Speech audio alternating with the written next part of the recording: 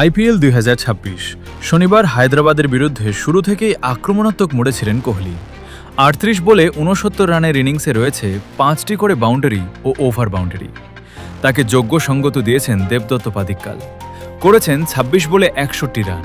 কোহলির সঙ্গে তার করা ৪৫ বলে ১০১ রানের পার্টনারশিপই ম্যাচের মোড় ঘুরিয়ে দেয়। আইপিএলের ইতিহাসে সবচেয়ে কম ওভারে ২০০ বা তার বেশি রান সফলভাবে তাড়া করার রেকর্ড এতদিন ছিল রাজস্থান রয়্যালসের কাছে। গত মৌসুমে গুজরাট টাইটান্সের বিরুদ্ধে ১৫.৫ ওভারে ২১২ রান তুলেছিল রাজস্থান।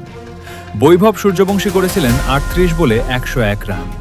শনিবার এক বল কম খেলেই সেই লক্ষ্যে পৌঁছে গিয়েছেন কোহলিরা।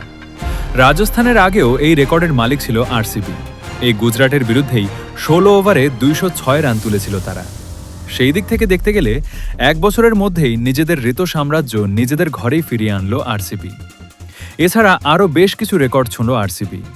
আইপিএলে রান তাড়া করে সবথেকে বেশি রান করার রেকর্ড করলেন বিরাট, করলেন ৪,০২৭ রান।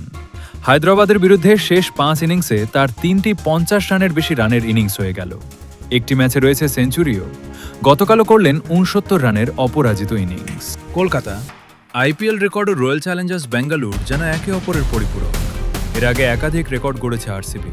সে ব্যক্তিগত সর্বোচ্চ রান থেকে সর্বোচ্চ আইপিএল রান, সব রেকর্ডই একসময় ছিল আরসিবির দখলে।